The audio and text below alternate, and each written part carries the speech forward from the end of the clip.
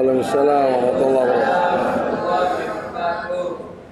Alhamdulillah, nahmaduhu wa nasta'inuhu wa nastaghfiruh wa na'udzu billahi min shururi anfusina wa sayyiati a'malina.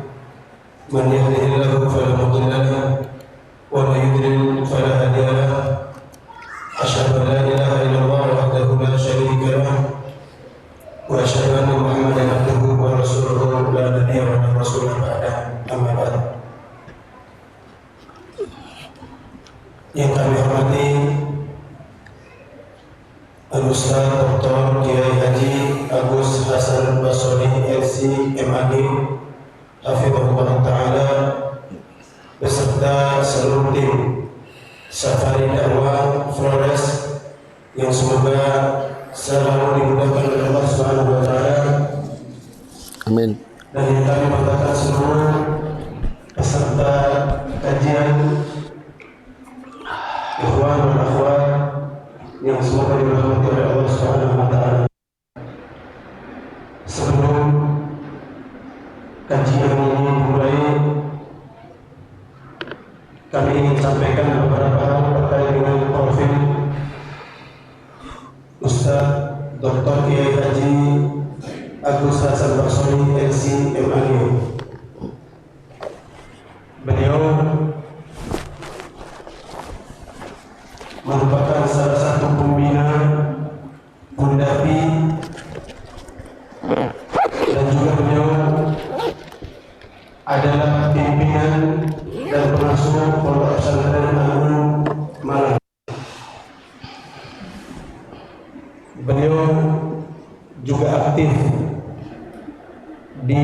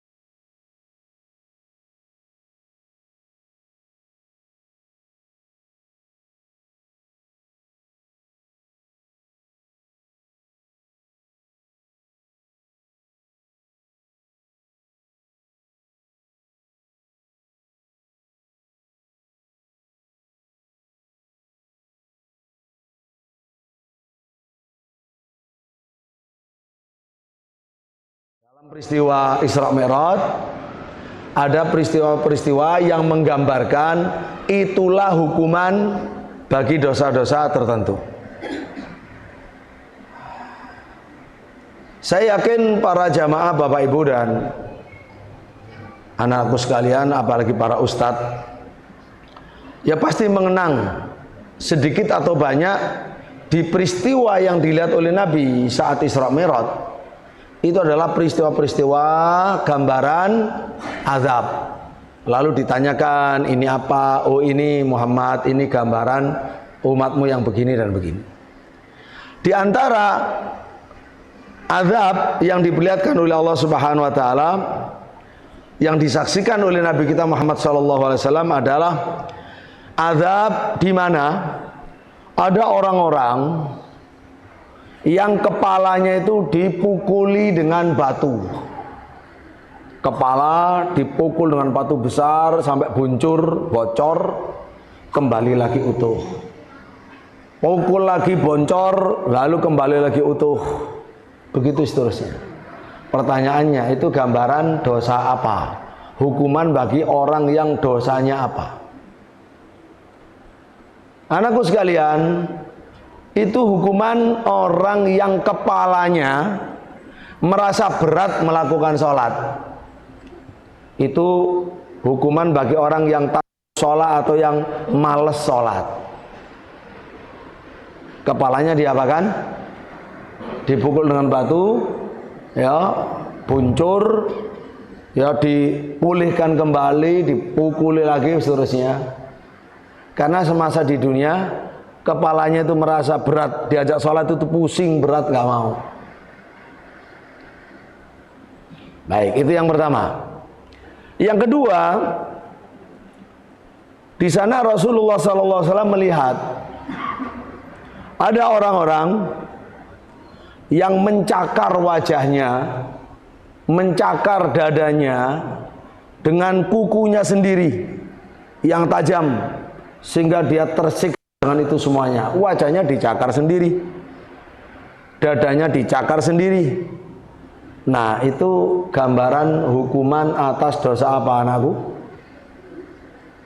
Belum tahu, belum dikasih tahu ya. Itu adalah gambaran hukuman bagi orang yang hidupnya suka ghibah, suka namimah, suka rasan-rasan, ngomongin yang jelek tentang saudara muslim yang lain. Kemudian ada lagi kelompok orang dilihat oleh Nabi Shallallahu Alaihi Wasallam. Orang itu mulutnya itu digunting, disiksa dengan gunting. Jadi mulutnya digunting. Gunting terbuat dari api neraka. Ini modalnya, ini modal mulut. Siapakah mereka? Apa dosanya di dunia? Anakku tahu, mulutnya diguntingi dengan gunting api neraka. Begitu pulih, yang balik lagi, digunting lagi, begitu seterusnya. Itu adalah gambaran para penceramah, para khotib, para dai, para ustadz yang memerintah yang baik, melarang yang mungkar, tapi mulutnya saja dia orang yang rajin melanggar. Maka bukan tidak enak jadi ustadz, tidak enak ya orang yang tidak jujur, tidak konsisten dalam perjuangannya. Mestinya berdakwah itu menjadi panutan yang baik. Kalau hanya berdakwah hanya untuk manusia, untuk dunia, yaitu gambarannya. Dia perilaku perbuatannya tidak bisa dipegangi. Cuma hanya mulutnya yang mengatakan kebenaran. Anakku sekalian, para jamaah Bapak Ibu, ada lagi gambaran saat Isra Mi'raj. Kelompok orang, Nabi SAW melihat, menyaksikan ada orang berebut makan daging bangkai yang busuk. Padahal ada banyak daging yang segar di sampingnya. Tapi mereka itu kok rebutan yang daging busuk, daging yang bangkai. Pertanyaannya itu gambaran hukuman bagi orang yang dosanya apa? Hukuman bagi orang yang dosanya adalah berzina. Orang yang berzina akan dihukum oleh Allah Subhanahu wa taala seperti itu. Mereka meninggalkan istri-istrinya yang halal, kemudian berzina dengan wanita-wanita yang haram. Begitu pula nanti ada lagi sekelompok orang dilihat oleh Nabi. Mereka telanjang, berjalan telanjang di atas duri-duri yang sangat menyiksa dan menyakitkan. Gambaran dosa apa? Hukuman atas dosa apa orang-orang tersebut? Mereka adalah gambaran orang-orang yang waktu hidup tidak membayar zakat. Tidak membayar zakat. Begitu pula seterusnya, ma'asyiral muslimin rahimakumullah, gambaran-gambaran hukuman siksaan bagi sebagian dosa yang dilakukan oleh umat manusia, khususnya oleh umat Islam, diwujudkan, dirupakan dalam bentuk gambar seperti itu kepada Nabi Shallallahu Alaihi Wasallam. Oleh karena itulah, pada kesempatan kali ini, mari kita belajar caranya bagaimana supaya kita selamat. Bukan hanya dari dosa-dosa yang sekedar maksiat, tapi dari dosa-dosa yang di atasnya maksiat. Apa dosa di atas maksiat? Tadi itu kan maksiat semua. Dosa-dosa di atas maksiat adalah bid'ah-bid'ah besar. Pikiran-pikiran yang menyimpang, akidah yang tersesat, yang menyesatkan. Bid'ah-bid'ah besar itu lebih dahsyat dari itu. Bahkan bisa murtad. Ya, tergantung kasusnya bagaimana, keyakinan bagaimana. Termasuk supaya juga selamat dari dosa-dosa syirik, baik kufur atau syirik. Dan banyak pula bid'ah itu sampai kufur, bid'ah itu sampai syirik. Supaya kita selamat, mendapatkan ampunan Allah Subhanahu wa taala, walaupun berdosa besar, ketika tauhid masih utuh, masih asli, diterima oleh Allah, masih diampuni. Karena di dalam hasil Isra Mi'raj itu, kata sahabat Ibnu Mas'ud radhiyallahu anhu, Allah menyatakan Allah mengampuni semua umat Nabi Muhammad sallallahu alaihi wasallam yang tidak melakukan syirik.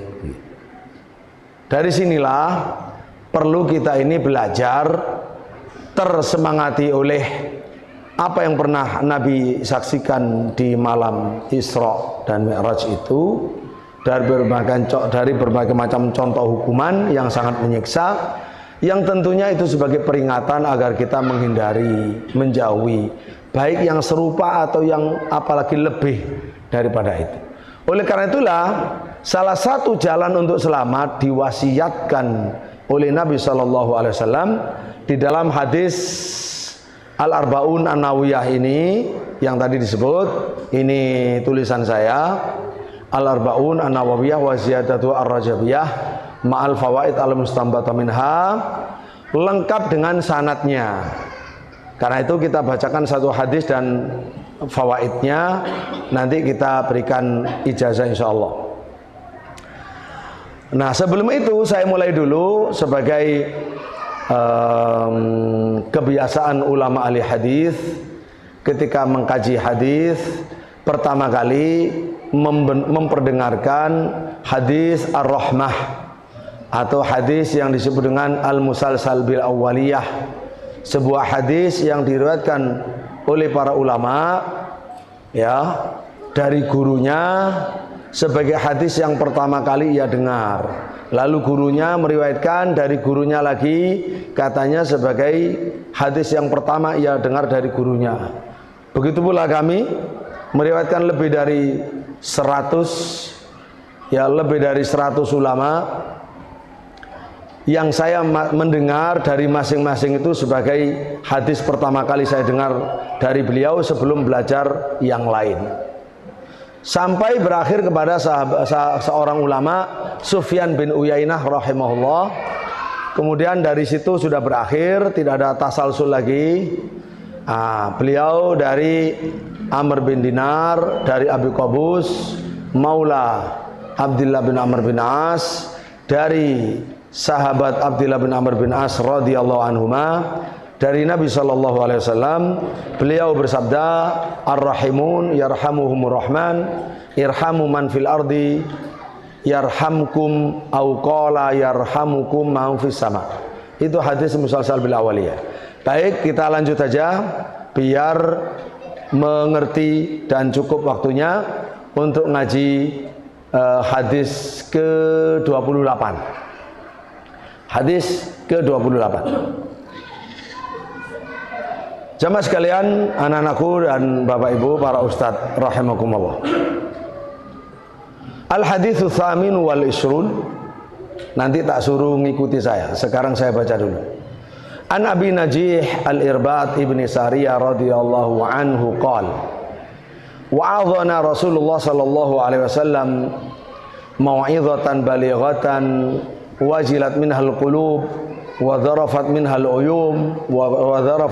uyun faqulna ya Rasulullah ka'annaha mau'izatu muwaddi'in fa'ausina qala usikum bitaqwallah azza wa jal wa sam'i wa ta'ah wa in ta'ammara alaikum abdun habasyi fa innahu may ya'ish minkum fasayara ikhtilafan katsira fa alaikum bisunnati wa sunnatil khulafa'ir rasyidin al mahdiyyin 'addu 'alaiha bin nawajidh wa iyyakum wa muhdatsatil umur fa inna kulla bid'atin dhalalah. Rawahu Abu Dawud wa Tirmidzi wa qala haditsun hasanun sahih. Mari sebelum saya terjemah maksudnya apa, lalu sebelum kita ikuti bersama fawaidnya di kitab ini bagaimana, kita baca sekali, semuanya menirukan.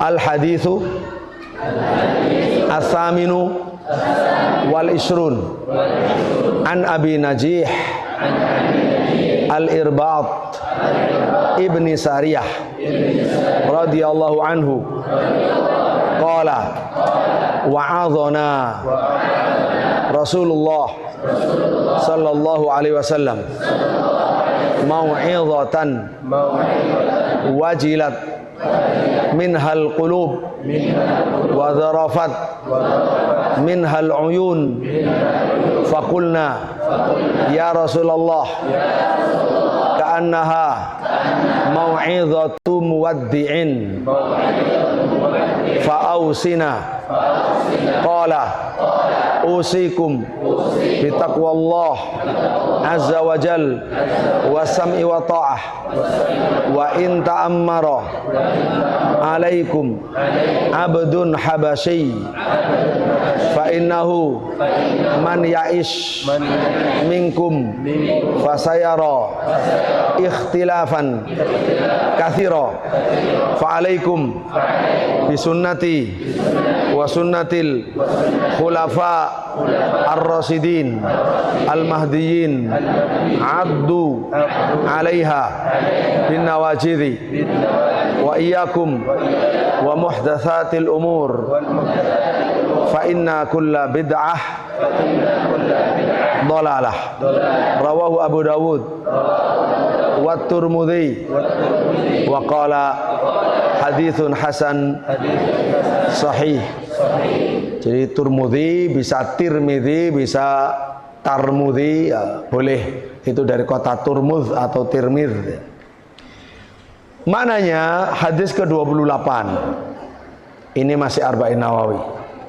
Dari sahabat Abu Najih Irbad bin Sariyah radhiyallahu an, beliau berkata, wa'adhana telah memberi mau'izah kepada kami Rasulullah utusan Allah sallallahu alaihi wasallam.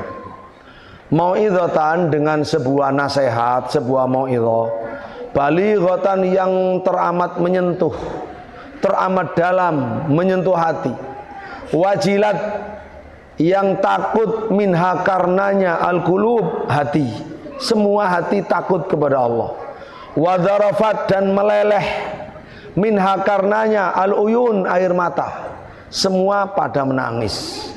Jadi seluruh yang hadir mendengar mauidhah Nabi, hatinya tersentuh, ya, hatinya tersentuh, hatinya takut, matanya meneteskan air mata.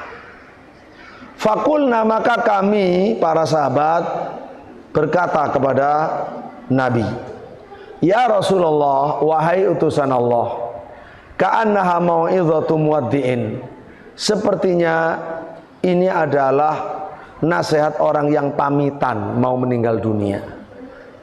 Fa'ausina, mohon Anda memberi wasiat pada kami. Wasiat terakhir, pesan terakhir. Seperti tadi nasihat terakhir, sekarang mohon wasiat terakhir, pesan terakhir. Qala, Nabi SAW memberikan wasiat pentingnya. Usikum bitaqwallah. Aku wasiatkan pada kalian, yang pertama adalah bertakwalah pada Allah. Kedua, wasam'i wa ta'ah, dengarkan dan taati ucapan pemimpin muslim. Wa in ta'ammaru alaikum, meskipun yang sedang mimpin kamu abdun habasyi, seorang budak dari Ethiopia, budak berkulit hitam. Kalau secara kelas sosial, kelas paling rendah, secara fikih tidak sah jadi pemimpin. Sangat tidak ideal. Budak hitam jadi pemimpin. Tidak ideal, tidak memenuhi syarat kepatutan, kepatasan yang seharusnya. Tapi Nabi berpesan, meskipun kamu dipimpin sama budak hitam dari Ethiopia, kamu tetap mendengar dan taat. Fa innahu, karena man ya'is minkum,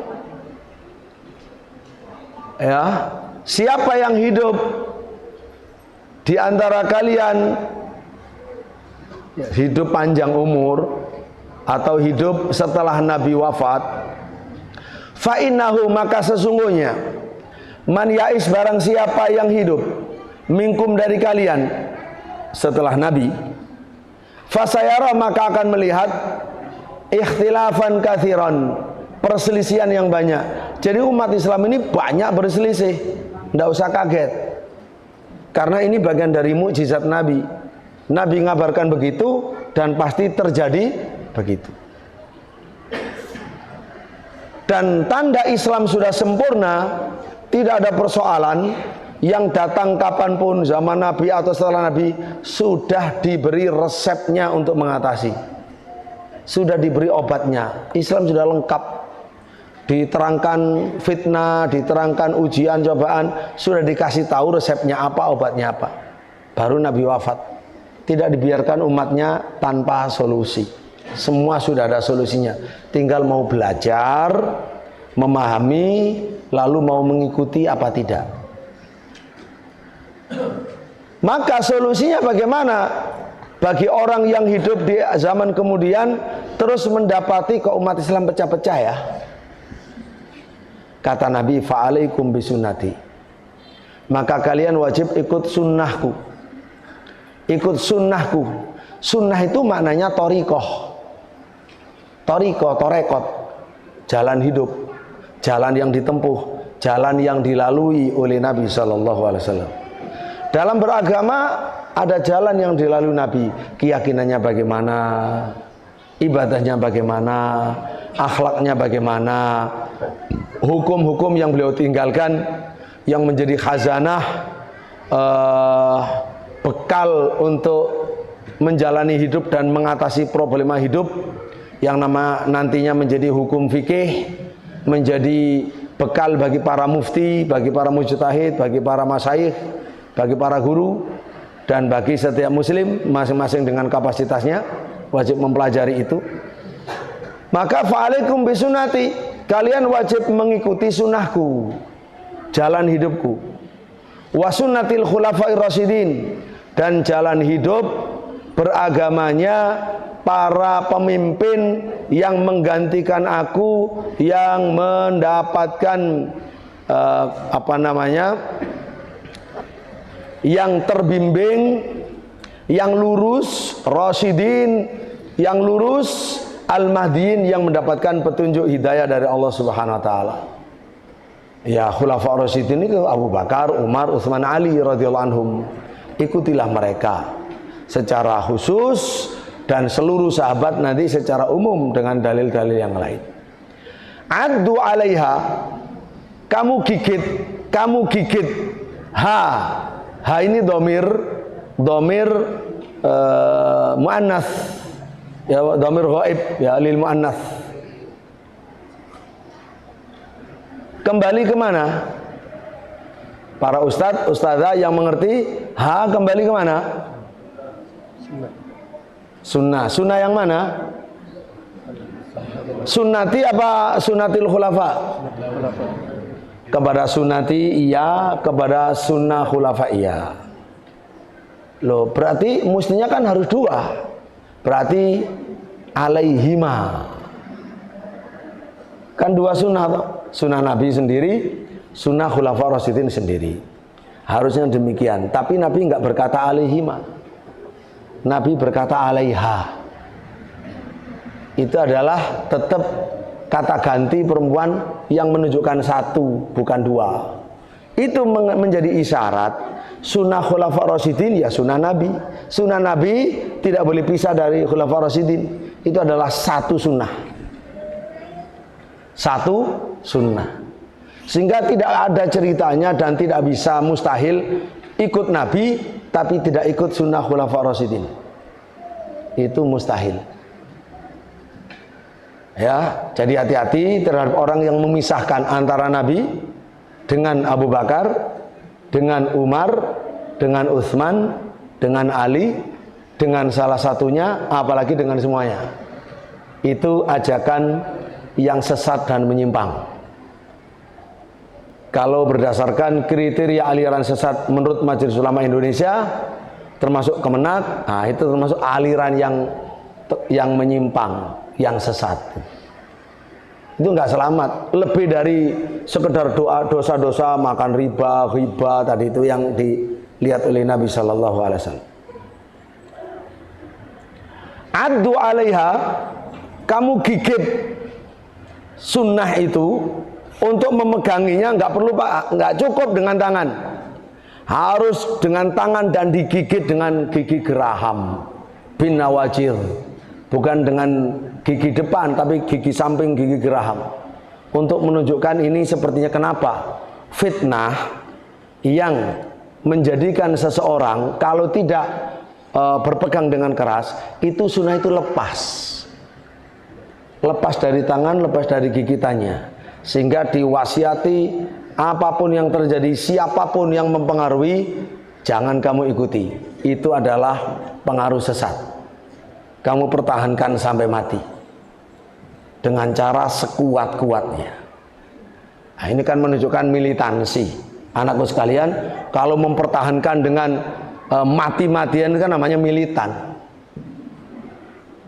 Ya, namanya militan, tidak bisa agama biasa-biasa, setengah-setengah. Untuk menyelamatkan diri, ya apalagi di akhir zaman, biasa-biasa nggak bisa, harus serius. Belajar, mengerti, lalu istiqomah, ya sampai mati, sampai ketemu Allah, dan sampai insya Allah kalau kita ingin dan berusaha berjumpa dengan Rasulullah Muhammad SAW di dalam surga Allah. Allahumma amin. Wa iyyakum wa muhdatsatil umur. Lalu wasiat Nabi, jadi ada wasiat takwa, ada wasiat mendengar dan taat kepada ulil amri, walaupun budak. Ada wasiat yang ketiga, ikutilah sunnahku dan sunnah khulafaur rasyidin untuk menghadapi segala perselisihan dan banyaknya penyimpangan-penyimpangan dari Islam yang kita lihat dengan mata di masyarakat, kita baca di buku dan lain sebagainya. Yang keempat, untuk selamat, wa iyyakum wa muhdatsatil umur. Jauhi oleh kalian sejauh-jauhnya muhdatsatil umur, segala perkara yang diatasnamakan agama Islam tapi tidak pernah dikenal oleh Nabi, tidak pernah nyambung dengan ajaran Nabi, tidak ada dasar ataupun dalil atau landasan sunnah dari Nabi Shallallahu Alaihi Wasallam. Fa inna kulla bid'atin dhalalah, karena setiap sesuatu yang baru di bidang agama yang menyalahi sunnah Nabi dan sunnah khulafaur rasyidin itu pasti dhalalah. Untuk dhalalah harus ada 3 unsur, nanti kita terangkan ya. Sesuatu bid'ah yang sesat itu ketika memenuhi 3 unsur. Satu adalah perkara baru, dulu tidak pernah ada, nggak pernah dikenal. Yang kedua di bidang agama, bukan di bidang dunia. Yang ketiga tidak sesuai dengan sunnah atau bertentangan dengan sunnah, atau tidak ada dalilnya dari agama Nabi, atau tidak ada izin dari Allah.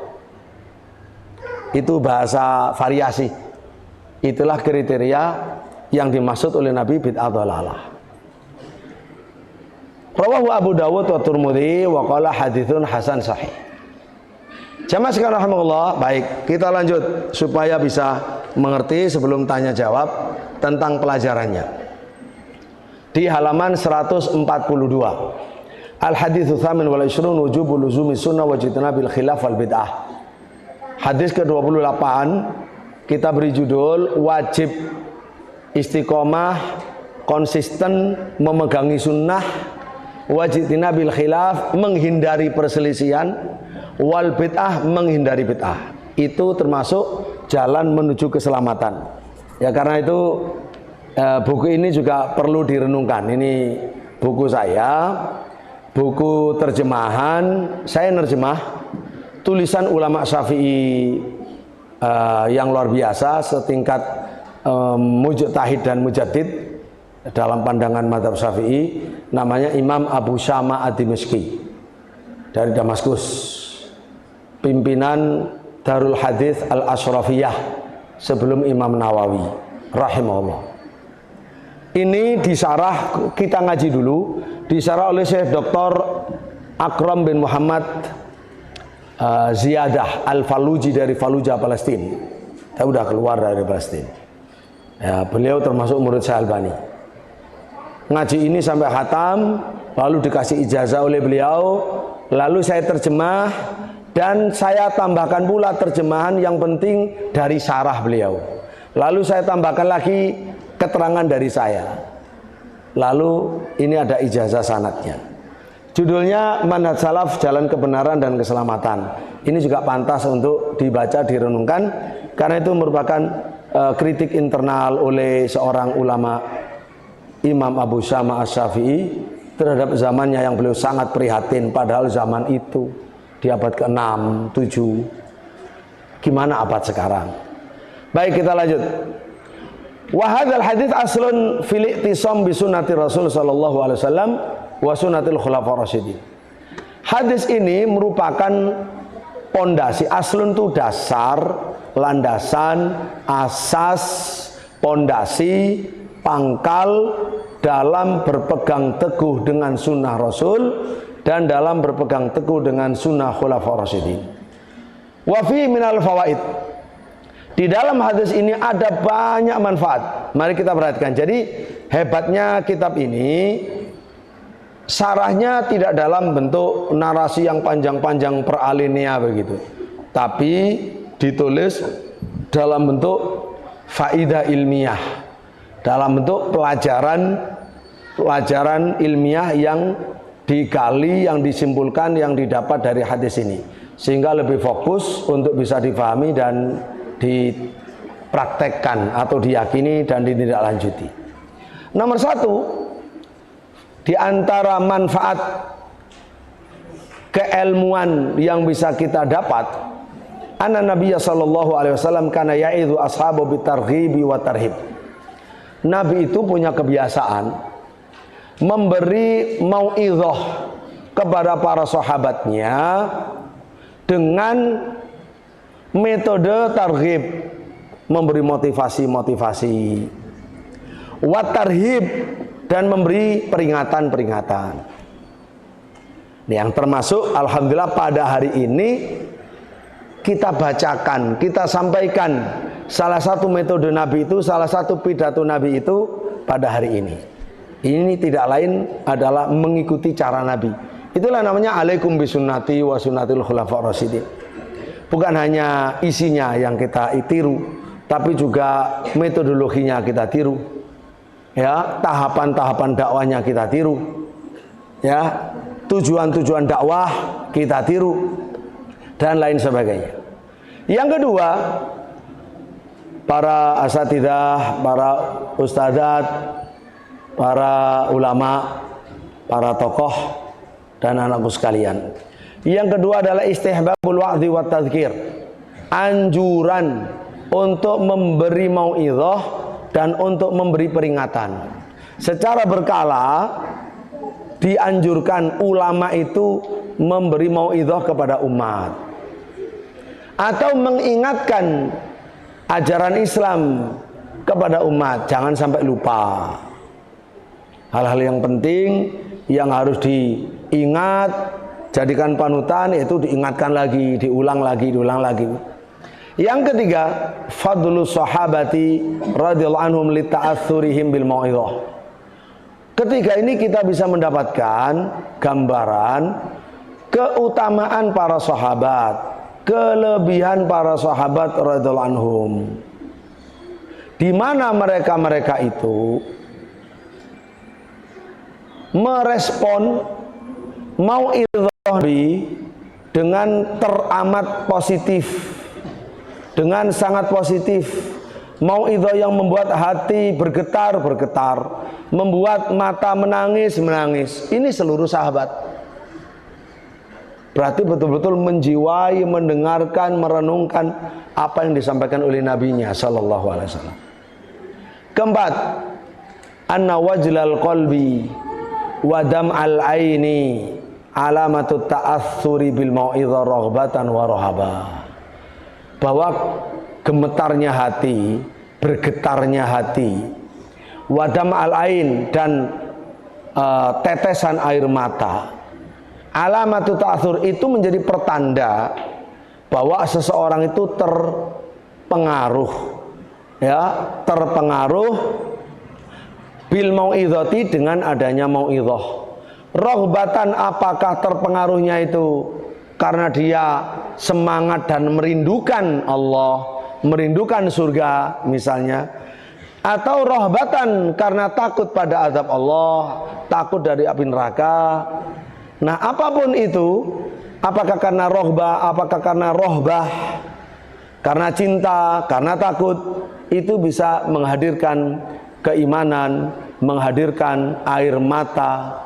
Ada mata bahagia, ada mata ketakutan, semuanya karena iman kepada Allah Subhanahu wa taala.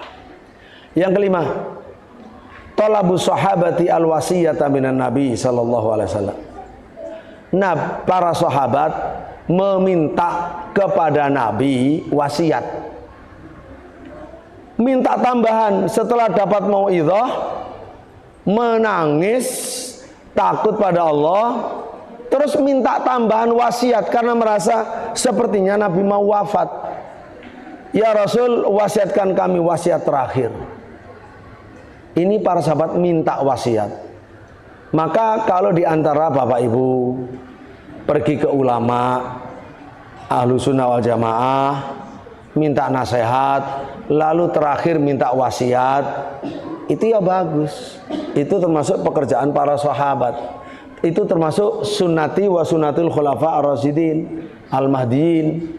Zaman sekarang banyak orang sudah lupa ulama, ya, lupa membawa anak-anaknya ke ulama, nafsi-nafsi, karena pengaruh modernitas, pengaruh dunia digital dan seterusnya. Ini teknologi nggak boleh merusak akidah dan adab serta akhlak mulia kita.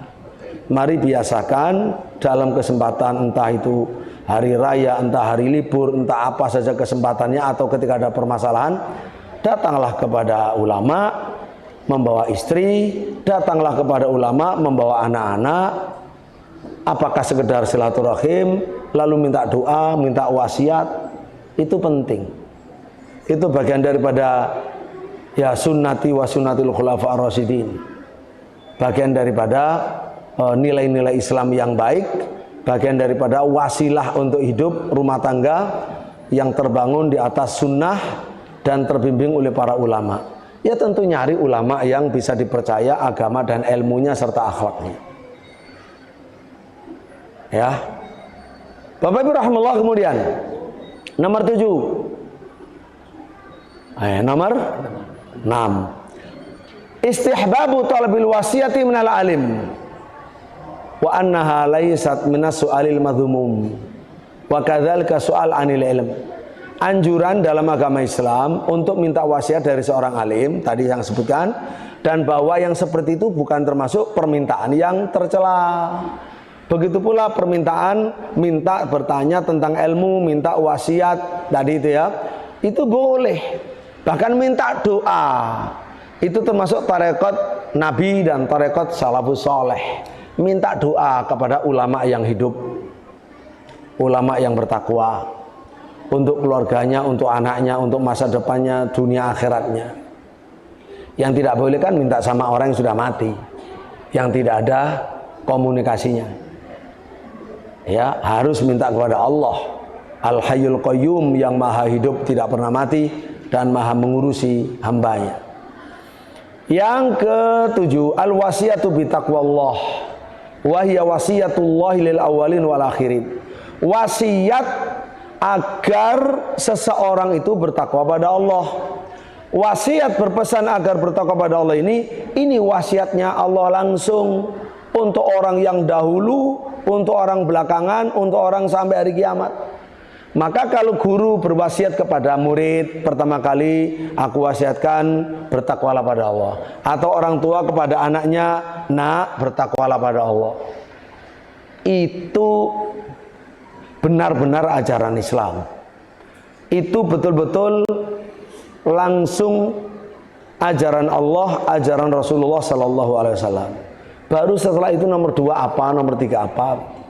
Kalau kita selama hidup tidak pernah berwasiat kepada anak kita ketika berpamitan mau safar ke Jawa, misalkan ke pulau lain, atau mau safar untuk mondok atau untuk kuliah, terus dilepas begitu saja, tidak pernah diwasiati, kurang.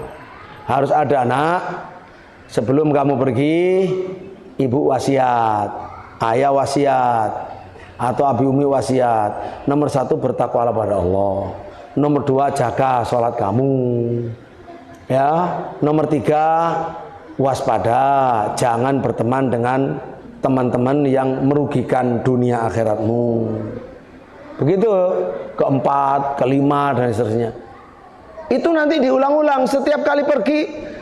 Kalau bisa itu sampai anak begini, mesti ibu ini setiap aku mau pergi diwasiati. Loh iya, supaya kamu ingat terus. Bahkan ketika ibu mati kamu ingat wasiatnya ibu. Harus begitu, namanya wasiat, ya. Kan kita nggak tahu kapan kita dicabut oleh Allah. Ya wasiat, nanti kau masih dikasih kesempatan hidup, ya wasiat lagi terus. Wasiat itu pesan yang terpenting. Ini perlu orang tua sudah mulai memahami, menyadari ini bagian dari tugasnya, memberi wasiat.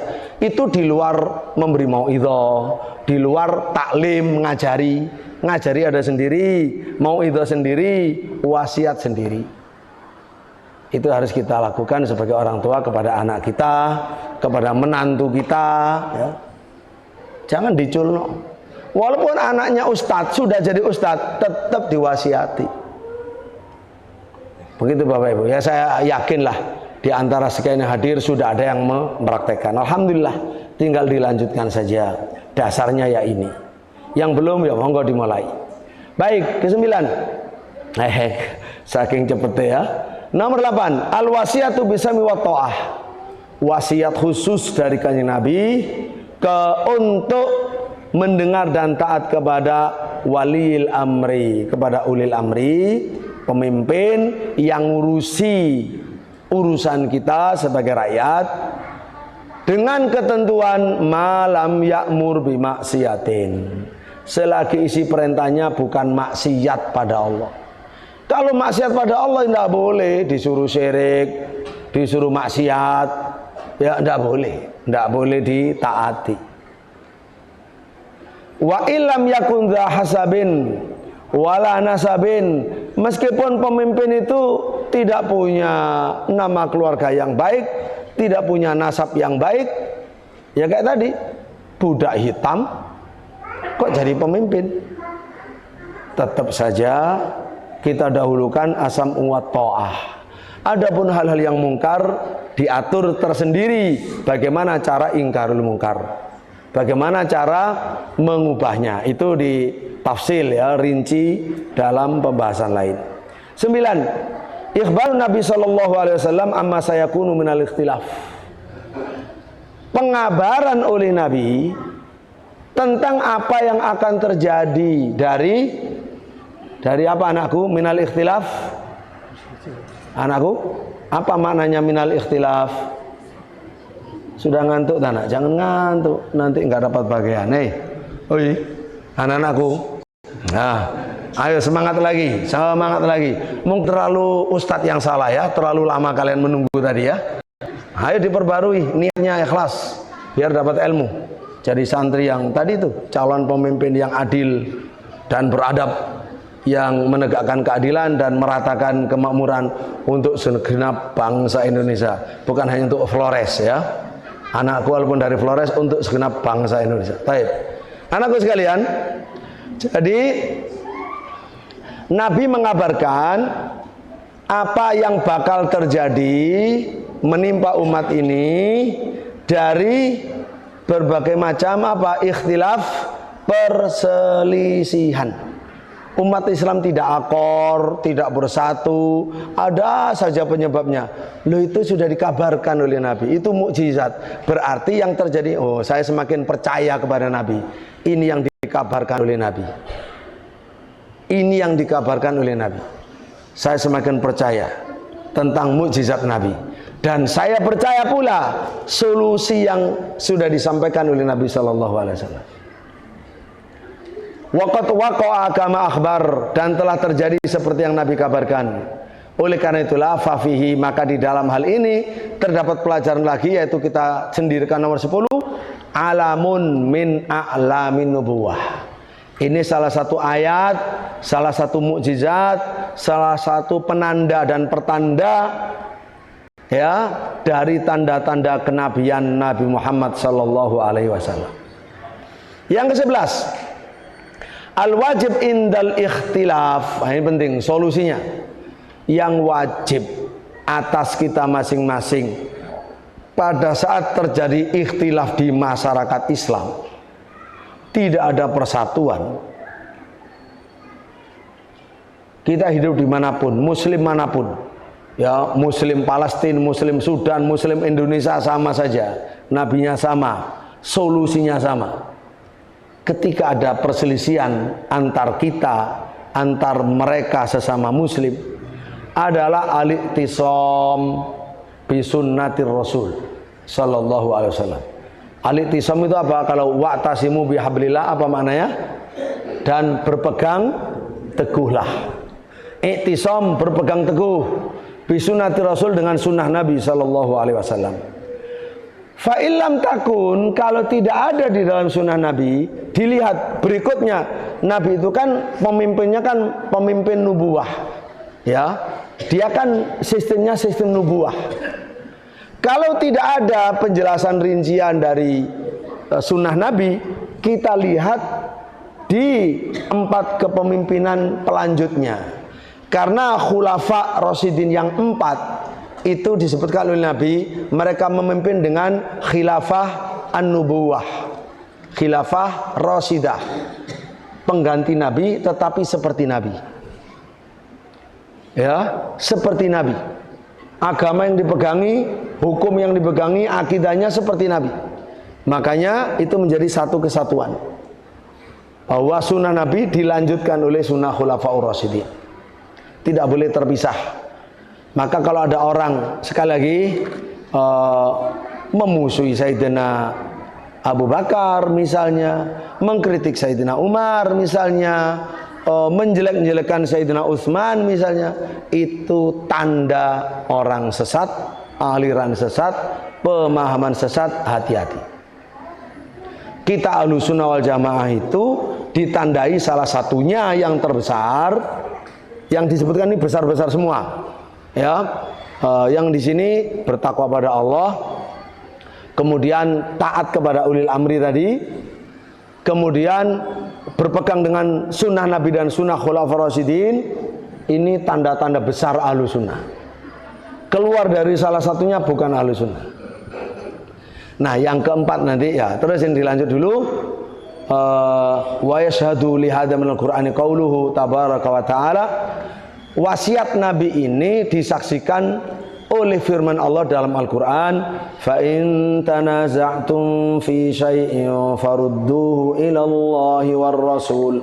Kalau kamu bertikai, berselisih apapun yang kamu perselisihkan, mau akidah, mau ibadah, mau hukum, ya, apa yang berkaitan dengan agama Islam, farudduhu ilallah, kamu kembalikanlah kepada Allah, kepada hukum Allah, kepada kitab suci Allah, kepada Al-Quran, war Rasul, kepada sunnah Rasul Sallallahu Alaihi Wasallam. 12. Berapa Bapak Ibu? Masya Allah ya, lumayan ya. Oh, hanya 22. Lumayan. 22. Ini 12. Masih kurang dari separuh. Sudah lebih, kita sudah melewati. Fadlul khulafa'ir rasyidin al-mahdiyyin lil amri bil akhdhi bi sunnatihim wa wasfuhum bir rusdi wal huda. Keutamaan para khalifah pengganti Nabi setelah Nabi yang lurus, yang dibimbing oleh Allah, ya, serta perintah keutamaan para khulafaur rasyidin. Kenapa kok kita bisa paham dari si hadis ini ada keutamaan? Karena diperintah untuk mengambil sunnah khulafaur rasyidin. Jadi ukuran selamat, jalan selamat dan ukuran selamat bagi kita umat Islam, satu adalah harus ikut sunnah Nabi kalau mau selamat. Yang kedua, harus ikut sunnah khulafaur rasyidin kalau ingin selamat. Berarti kan Khulafaur Rasyidin itu adalah orang yang selamat semua, karena dijadikan sebagai parameter, sebagai ukuran bagi muslim manapun yang datang setelahnya. Mau orang Amerika, orang Eropa, orang Australia, orang Afrika, orang Arab, orang Cina, orang India, orang Flores, kalau ingin selamat, ya, masuk Islam. Setelah masuk Islam harus ikut Allah, Rasul, Khulafaur Rasyidin. Tidak boleh dipisah-pisahkan. Wa wasfum birusdi. Selain kita diperintah menjadikan mereka sebagai panutan, ada lagi. Nabi menyebut Khulafaur Rasyidin itu dengan karakter, dengan sifat khusus Rasyidin Mahdiyin. Berarti lurus, tidak bengkok. Mahdiyin, mengikuti hidayah, dapat hidayah, dibimbing selalu oleh Allah. Siapa yang dimaksud Khulafaur Rasyidin? Abu Bakrin, wa Umaru, wa Utsman, wa Ali radhiyallahu anhum. 4 itu. Paling kalau ditambahkan ya Sayyidina Hasan bin Ali, sedikit, hanya 6 bulan. Wa qad sara hadzal wasfu, sifat ini menjadi alaman, menjadi tanda alaihim atas mereka. Sifat Khulafaur Rasyidin al-Mahdiyin, Abu Bakar, Umar, Utsman, Ali ar-Rasyidin al-Mahdiyin, itu sudah menjadi karakter yang tidak terpisah dari sahabat. Kalau Nabi aja menyebut Abu Bakar Rasyid Mahdi, Umar Rasyid Mahdi, Utsman Rasyid Mahdi, Ali Rasyid Mahdi, lurus dan dapat hidayah. Terus kalau ada orang bilang Abu Bakar sesat,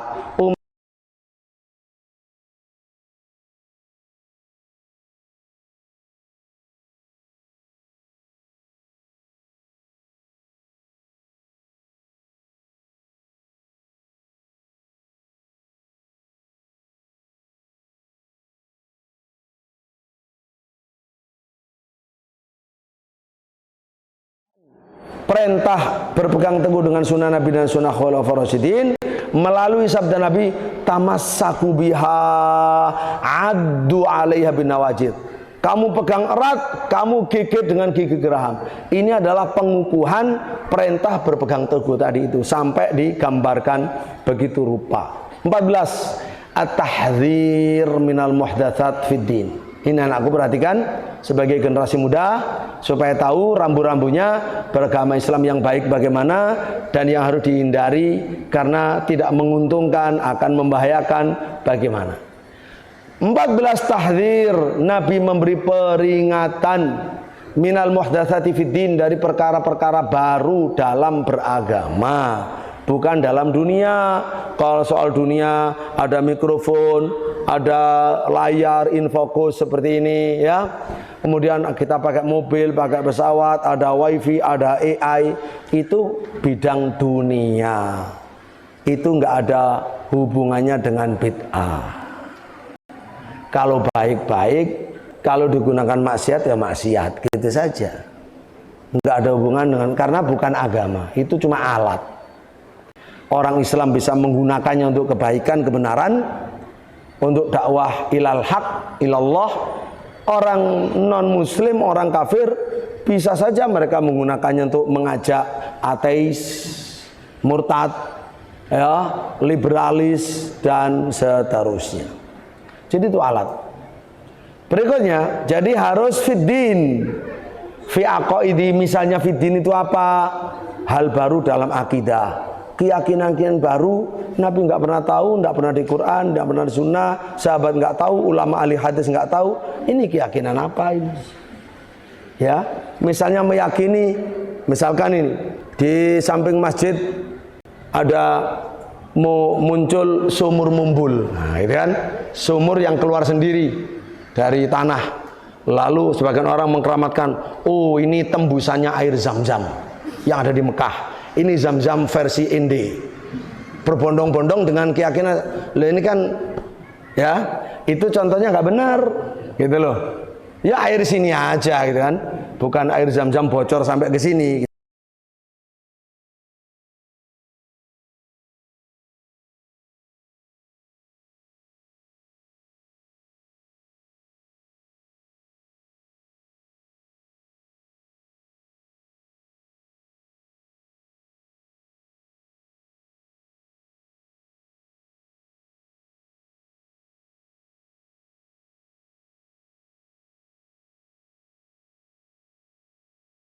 Ajaran agama Islam, sama cari dulu dalilnya mana. Kalau batu ini mengandung keberkahan dari Allah,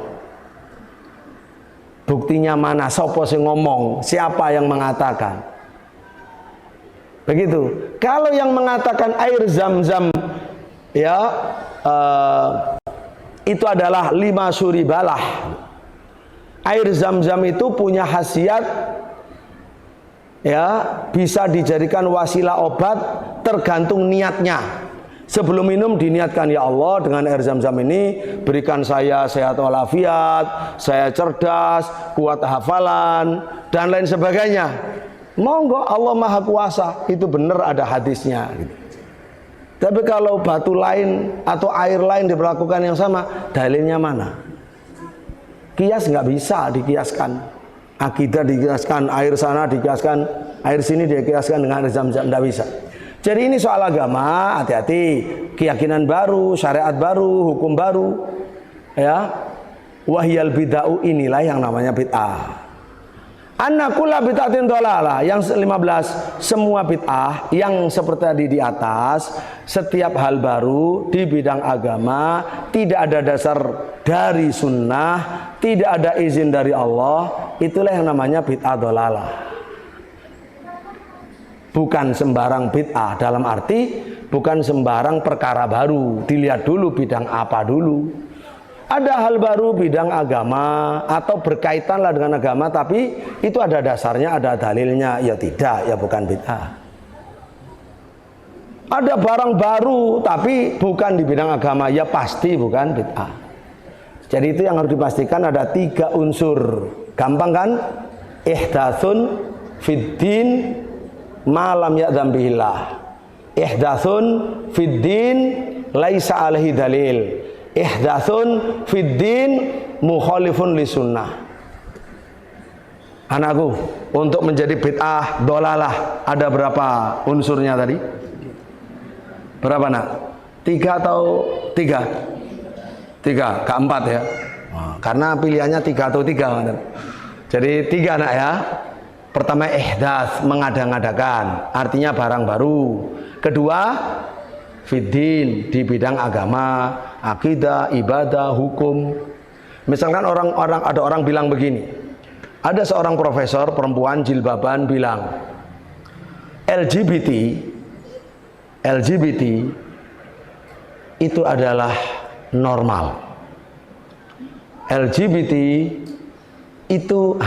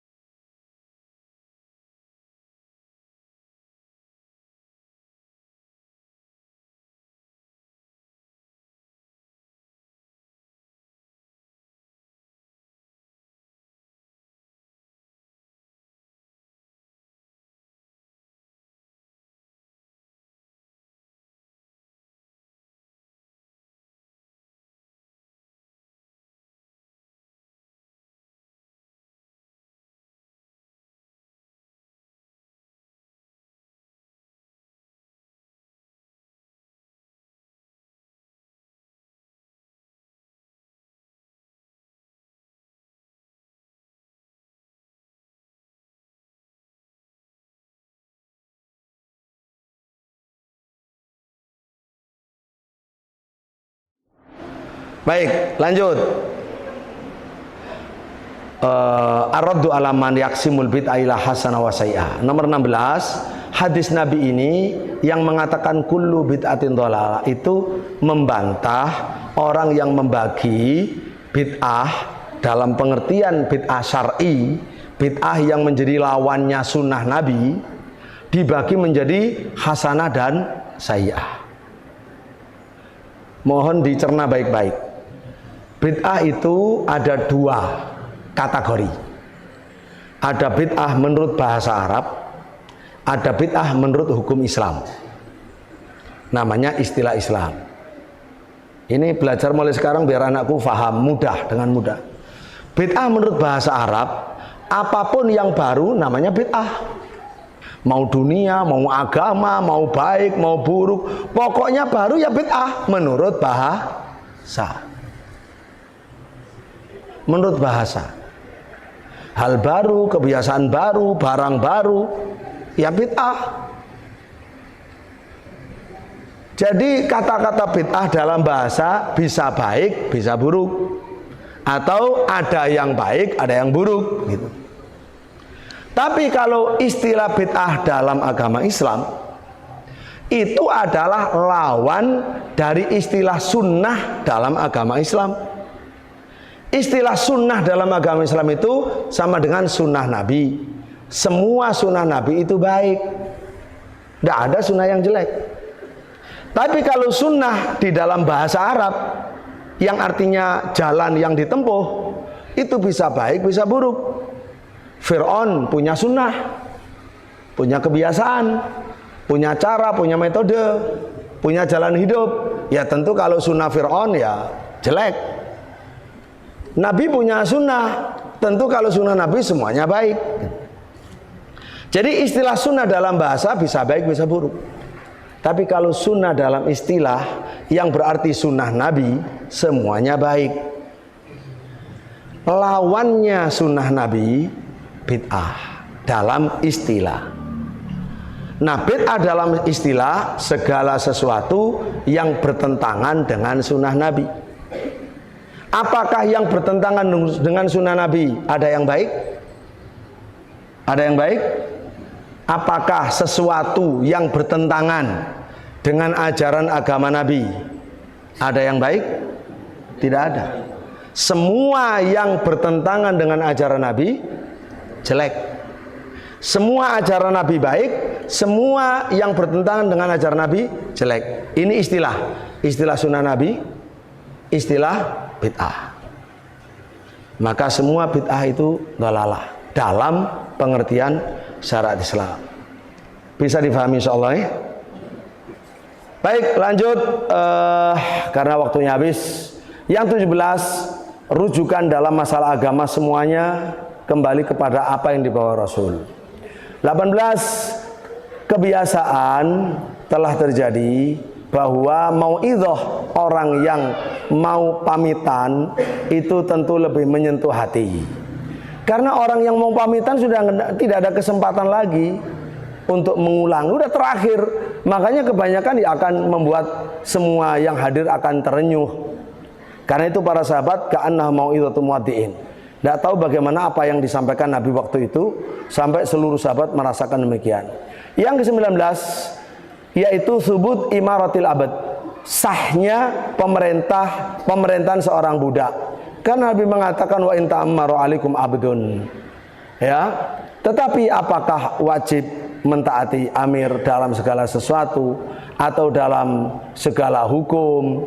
Jawabannya adalah dalam hal yang berkaitan dengan hukum, dengan kebijakan kepada masyarakat. Kalau seorang amir mengatakan kamu jangan makan sehari kecuali cuma 2 kali ya, dan yang sejenisnya, itu tidak wajib diikuti, kan sifatnya pribadi ya. Sifatnya pribadi. Kecuali kalau ya terang-terangan yang berarti menentang, itu nanti akan bisa berdampak kepada kerusakan, ya, itu diukur ya. Jadi tentu tidak dalam segala hal, dalam hal yang pribadi, dalam hal yang bertentangan dengan hukum Allah tentunya. 20, wajib mentaati amir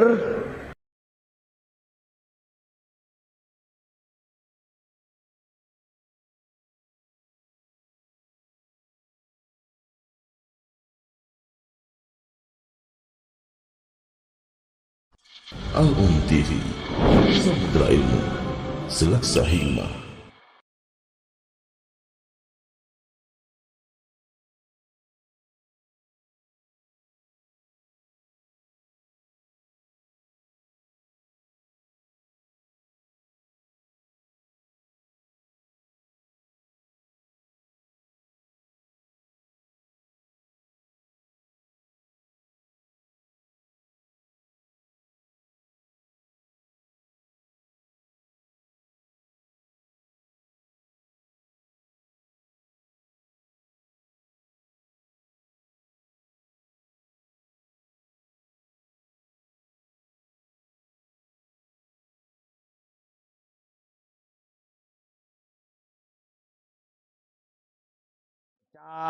ya, mengunggulkan nama-nama sendiri di atas nama yang lain sehingga terjadi perpecahan di kalangan umat Islam, ya harusnya tidak, kecuali hanya sekedar sarana dakwah seperti nama yayasan, nama madrasah, nama pesantren, itu tidak apa-apa, kan tidak membawa dampak perpecahan. Kalau sampai kepada perpecahan ya tidak boleh, di situ ada unsur dilarang dalam agama kita ini. Baik, jadi ini oleh karena itulah yang bagus jalan keselamatan ikut Rasulullah, ikut sahabat, ikut salafus soleh, ikut para sahabat radhiyallahu anhum ajma'in, apalagi khulafa rasyidin. Demikian, barakallahu fikum.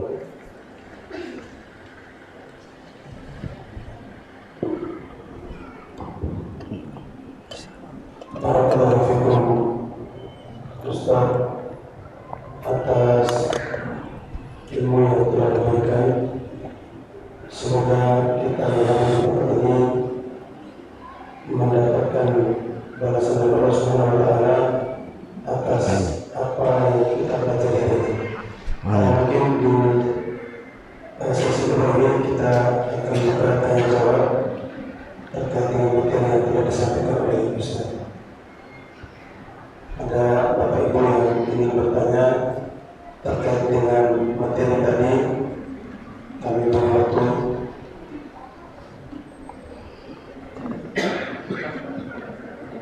Oke, satu aja. Satu kita berdua itu. Nah, kasihkan. Ini sama kasihkan, ini kita berdua. 6.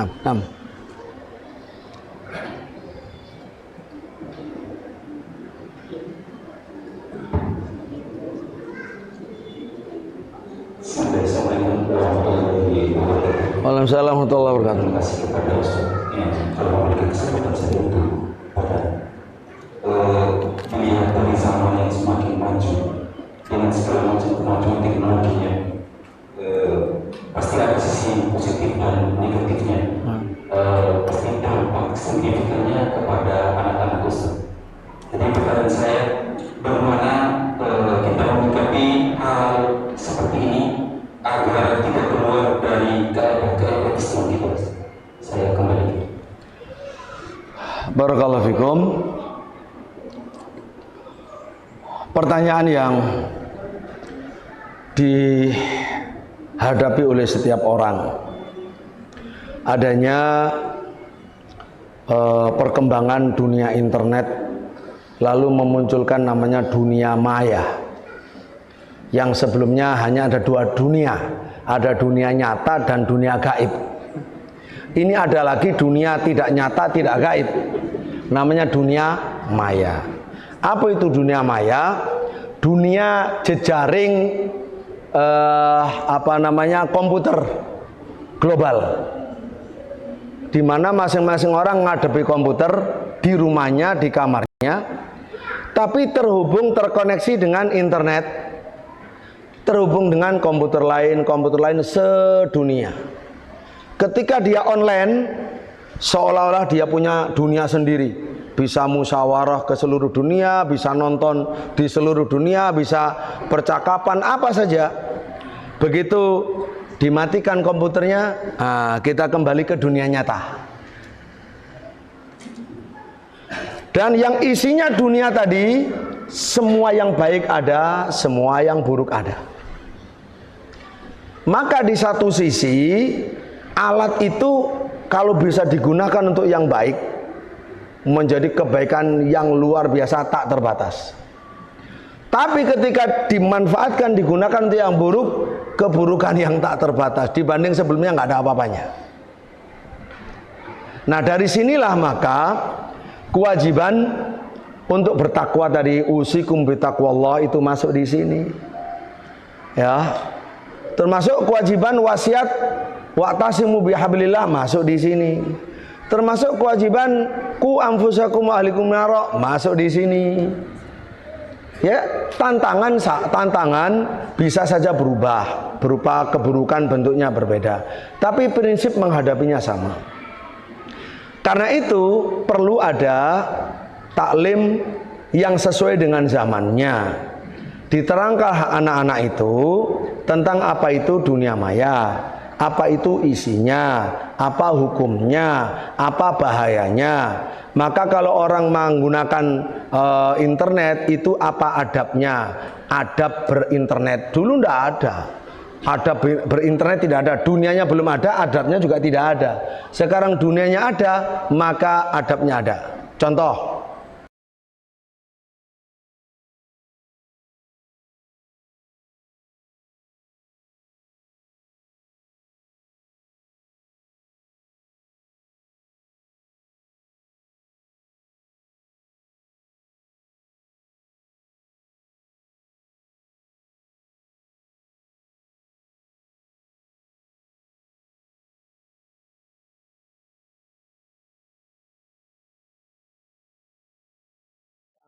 entah itu santri pas liburan, pas hari raya, begitu berkunjung ke rumah kiainya, rumah ustadznya, misalkan yang datang 6 orang, 7 orang, yang satu bicara dengan kiainya, yang 6 sibuk sendiri dengan HP-nya. Nah, pertanyaannya, itu beradab apa tidak? Tidak.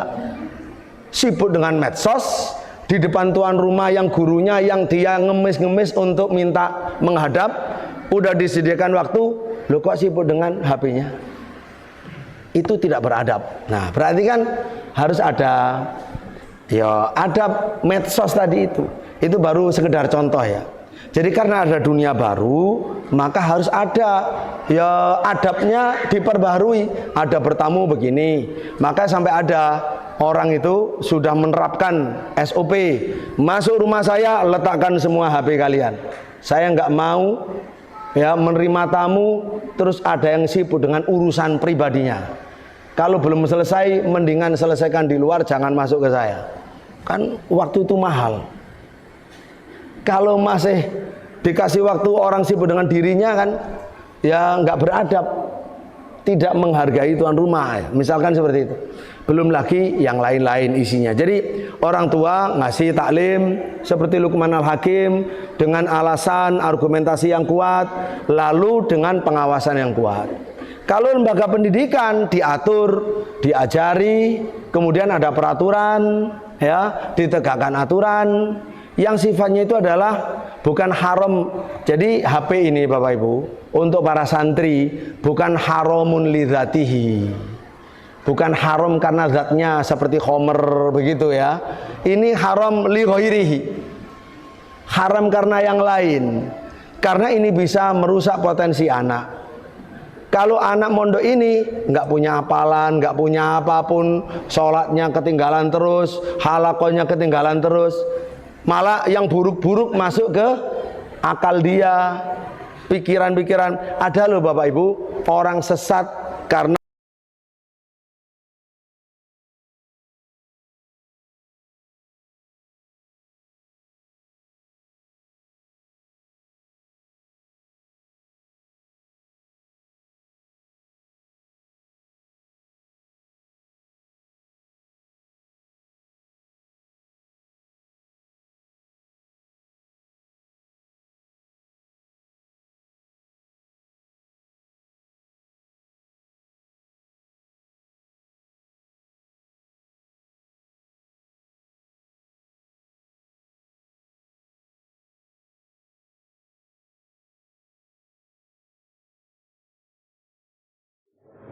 Di sini ada dua pertanyaan, Ustaz. Yang pertama tentang riba. Nah, Tentang riba, mohon dijelaskan definisi riba dan hukum riba dalam Islam, serta apakah ada penghapusan dosa bagi yang telah melakukan riba. Kemudian pertanyaan kedua mengenai yasin dan tahlil. Kebiasaan kita di sini, antara mungkin di Indonesia tentang yasin dan tahlil. Malam pertama, kedua, ketiga dan seterusnya. Apakah ada dalil Al-Quran atau hadis yang menjelaskan tentang keutamaan tersebut? Terima kasih. Assalamualaikum warahmatullahi wabarakatuh. Waalaikumsalam warahmatullahi wabarakatuh. Taib, barakallahu fikum. Tentang keutamaan surat Yasin. Surat Yasin termasuk ada riwayat tentang keutamaannya ya ketika dibaca di hari Jumat misalkan atau apa. Tetapi surat ada yaitu ketika dibacakan kepada orang yang sakratul maut, orang mau meninggal, dibacakan surat Yasin. Itu ada hadisnya, walaupun mungkin ada kelemahan dan seterusnya. Boleh diamalkan ya boleh, membaca Yasin di hadapan orang yang sakratul maut. Boleh juga membaca surat yang lain, surat Al-Mulk misalnya, ya boleh, semua surat baik gitu. Begitu ya. Kemudian keutamaan surat Yasin dan surat-surat lain yang pasti adalah sekedar membaca itu sudah punya keutamaan. Satu huruf adalah satu kebaikan. Satu kebaikan dilipat gandakan sampai 10 kali lipatnya. Ada keutamaan lainnya mempelajari Al-Quran, mentadaburi Al-Quran, mengkaji tafsirnya, menggali hukum-hukumnya, fawaid-fawaidnya, untuk bisa diimani akidahnya, untuk bisa dijalankan petunjuk-petunjuknya. Itu tentu yang lebih penting. Yang lebih penting. Nah, kalau soal dibaca di waktu tertentu, keadaan tertentu, saya tidak menemukan. Mungkin orang lain ada yang menemukan. Wallahu a'lam, kalau saya belum pernah menemukannya. Kecuali yang tadi itu aja, ketika dibaca di hadapan orang yang sakratul maut. Karena memang isi-isinya tuh Masya Allah ya, mengingatkan, menghibur, menyenangkan, memperingatkan, menakutkan dan seterusnya ya, penuh dengan makna-makna yang layak untuk direnungkan bagi orang-orang yang menjelang wafat gitu ya. Demikian, barakallahu fikum. Nah, kalau yang tahlilan kalau dalam arti bahwa makna la ilaha illallah, membaca la ilaha illallah itu sangat banyak fadilahnya. Fadilah membaca la ilaha illallah itu teramat banyak. Dan la ilaha illallah itu yang paling ringan kan la ilaha illallah.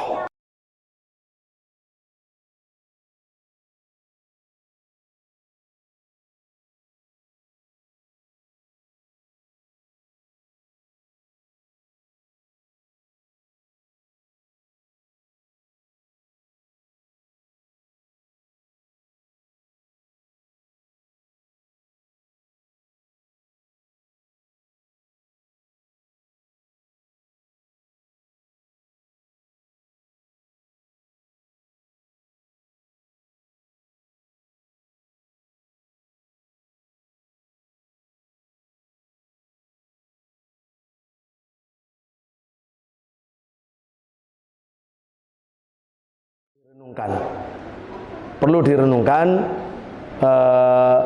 yaitu riwayat Jabir radhiyallahu anhu yang mengatakan kunna na'udul ijtima ila ahlil mayyit ba'da tafnihi minan niyahah. Kami para sahabat Nabi itu menganggap, menilai, menghukumi bahwa berkumpul-kumpul di rumah orang ahli mayit setelah dikuburkannya itu termasuk niyahah, sesuatu yang dianggap meratap gitu.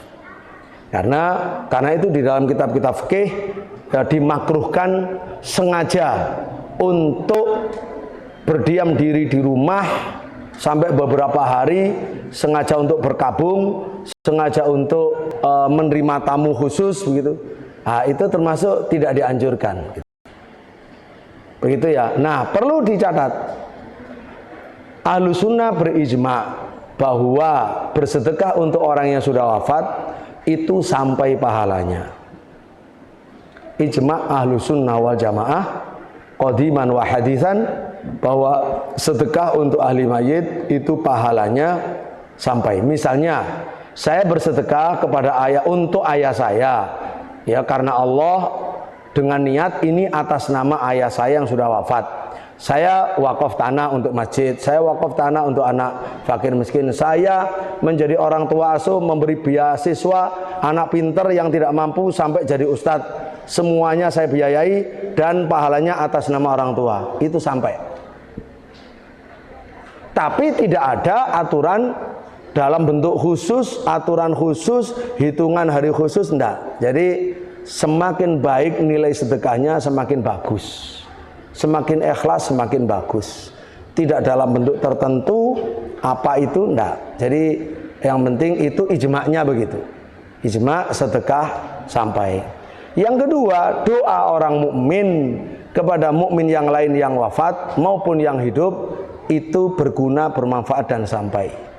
Doa agar orang wafat diampuni lalu diterima oleh Allah, diberilah syafaat orang itu diampuni, itu iya bisa dan terjadi demikian. Nah, maka perlu ngaji itu detail, kira-kira seperti apa, ini bolehnya umum atau khusus, yang sah ini yang ada dalilnya itu yang umum apa yang khusus, itu semuanya ngaji secara rinci biar kita di dalam amaliyah kita itu ala basirah, jadi atas ada basirahnya. Begitu kira-kira. Barakallahu fikum. Satu lagi tadi Ustaz tentang riba, pengertian riba. Oh ya, jadi bertobat dari riba itu adalah walakum ru'usu amwalikum la tadzlimun wa la tudzlamun. Kalau kita orang yang menganakkan uang ya, kalau kita bertobat saat itu, maka ambil uangmu yang pokok saja, bunganya kamu lepas, kamu jangan tagih. Sudah, itu batal demi hukum.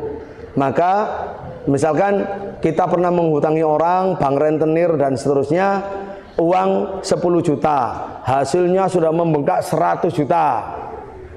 Ketika kita tobat, hanya boleh mengambil 10 juta, yang 90 juta belum kita ambil, jangan diambil. Batal demi hukum. Itu kita berdosa kalau mengambilnya. Nah, apa yang sudah terjadi di zaman lampau? Kita pertama bertobat kepada Allah, yang kedua banyakkan infak di jalan Allah. Tentu tidak perlu mencari siapa dulu, nggak perlu ya. Infakkan di jalan Allah, termasuk mungkin kepada orang dulu yang kita ambil bunga dari dia, gitu. Yang menurut kita kira-kira sudah di hadapan Allah sudah sepadan usaha saya, sudah banyak infaknya supaya bisa menutupi dosa-dosa kita yang memakan harta orang tanpa hak, tanpa kebenaran. Yang selebihnya ya bertobat. Allah Maha menerima tobat semua orang yang bertobat dosa apapun. Kalau kita sebagai korban, ya sudah bertobat aja, jangan lagi mau jadi korban. Kita juga berdosa karena mau, kenapa pinjem? Baru tahu kalau dicekek, ya, karena memang riba itu sangat jahat. Jadi wajahnya seperti menolong, senyum, wah pokoknya ini sampean akan cepat, usahanya akan lancar, wah macam-macam. Nggak tahu nih di belakang hari, ini kayak Dracula, lebih dari Dracula. Bahkan begitu waktu cicil nggak bisa bayar, nggak apa-apa, gampang kok, kapan saja bisa, tapi ditambahi bunganya kan, sampai udah menyerah, akhirnya dilelang nggak laku seberapa. Syukur-syukur bisa menutup, kadang juga nggak nutup. Jadi rusak luar biasa. Betapa banyak orang usaha kok cepet ya, kok bisa uang dari mana ya? Nggak taunya juga tumpes cepet karena dari bank. Yamhaqullahu riba wa yurbi shadaqah. Jadi Allah sudah mencabut keberkahannya. Malah yang berkah itu kalau mau berkah sedekah, nggak masuk secara logika. Saya bersedekah mengeluarkan duit, kok katanya harta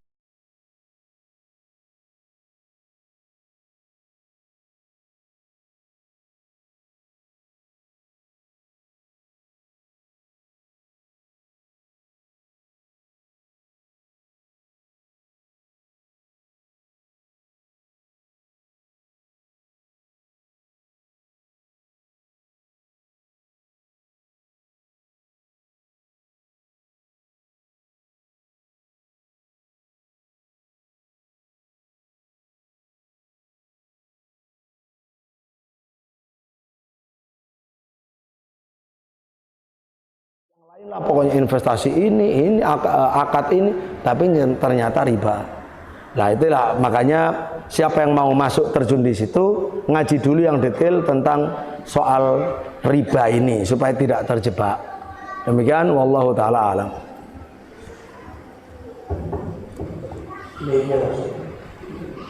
Yang depan. Nah, wa antum. Terkait dengan gemetarnya hati dan tetesan air mata menjadi pertanda bahwa seseorang terpengaruh adanya ma'idah, yaitu anjuran dan ancaman.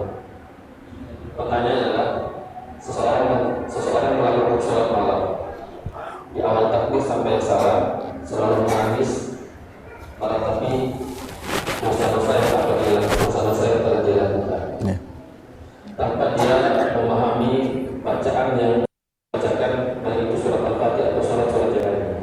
Apakah perbuatan tersebut dibolehkan atau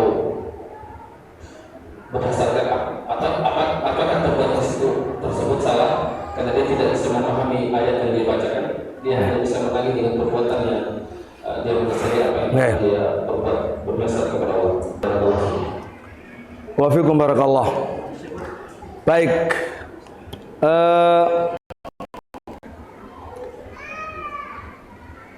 Itu namanya apa yang disebut oleh Allah Subhanahu wa taala tentang sifat para nabi, kanu yusariuna fil khairat wa yad'unana raghaban wa rahaba.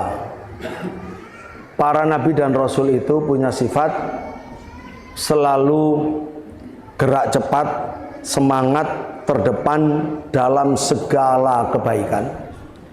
Baik kebaikan itu memenuhi hak Allah atau kebaikan memenuhi hak hamba Allah.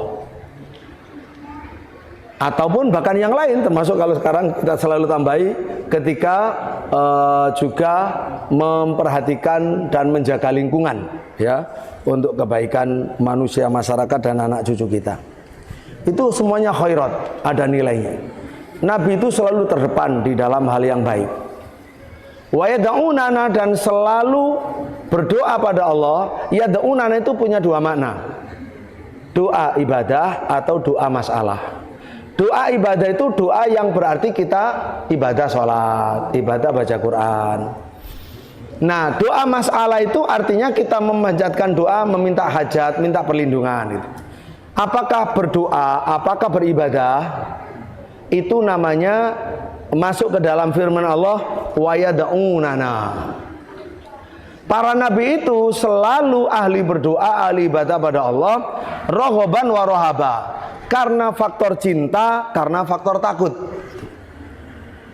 Hanya saja bedanya kalau nabi kan cintanya rinci, takutnya rinci,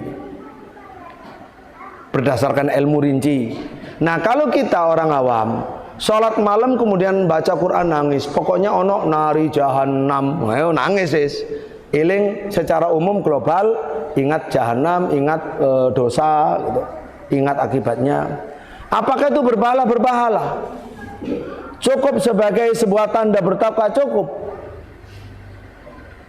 Innama yakhshallaha min ibadil ulama. Ya, ilmunya sedikit tapi bisa membuat nangis. Ilmunya banyak, lengkap, bisa membuat nangis. Ya tentu lebih sempurna. Semuanya disebut bertakwa dan berilmu. Karena ilmu itu ukurannya yang membuat orang bertakwa. Itu orang berilmu. Ilmunya banyak tapi tidak bertakwa, sama dengan tidak berilmu. Gitu. Jadi innama yakhshallaha min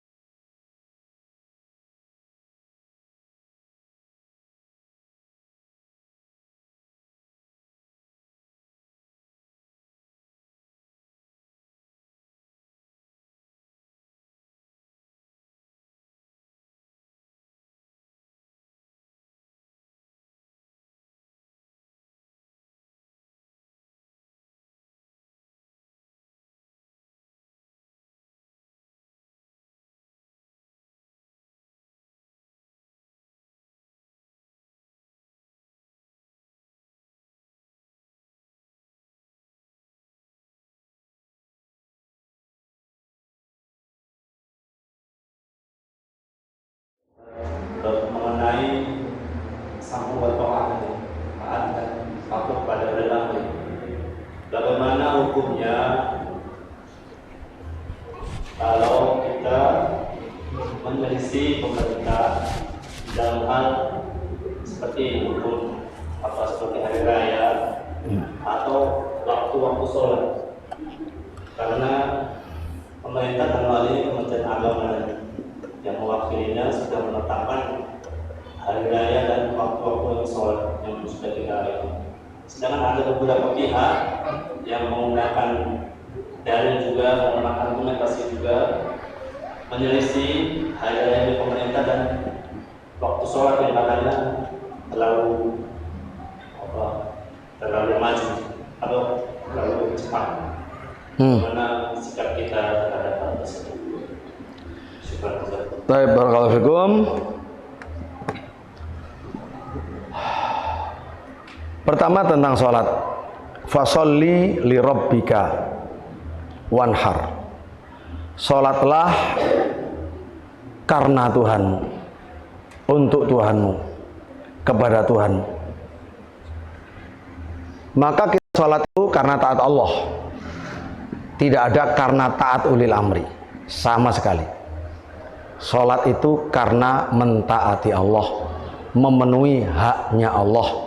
Bahkan banyak ulil amri tidak pernah sholat atau tidak ngurusi orang sholat. Ya, jadi perlu diketahui itu, sholat itu menyembah Allah di waktu yang Allah tentukan. Inna sholata kanat alal mu'minin kitaban mauquta. Karena itu, ketika Ibnu Mas'ud radhiyallahu anhu mengatakan, alaikum bil jamaah, kamu harus berjamaah. Maka seorang muridnya, siapa? Maimun al-Audi, itu murid senior, itu menerima biasa.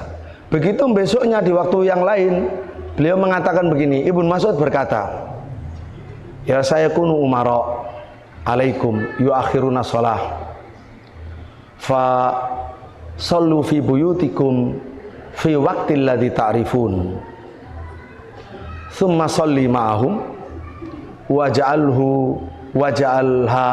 waja'aluha lakum subhah. Nanti akan ada kalau ada umaro-umaro yang mengakhirkan sholat dari waktu yang Allah tetapkan, maka sholatlah kamu di rumah-rumah kamu di waktu yang kamu tahu itu waktu yang diinginkan oleh Allah.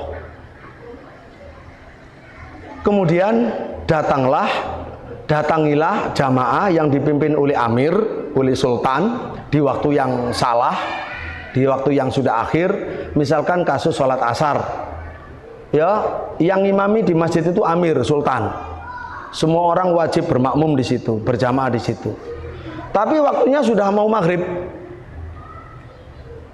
Itu kata Ibnu Mas'ud, sholatlah kamu di rumah. Jadikan itu sebagai sholat fardumu karena Allah. Lalu datangilah amir yang di waktu yang salah mimpin itu, dan itu bagi kamu sholat sunnah. Maka di situ muridnya tadi protes, apa yang Anda katakan? Kemarin Anda mengatakan suruh berjamaah, sekarang malah suruh sholat sendiri di rumah, dan itu sholat wajib. Sholat berjamaah malah itu hanya sunnah gitu. Lalu diterangkan sama beliau.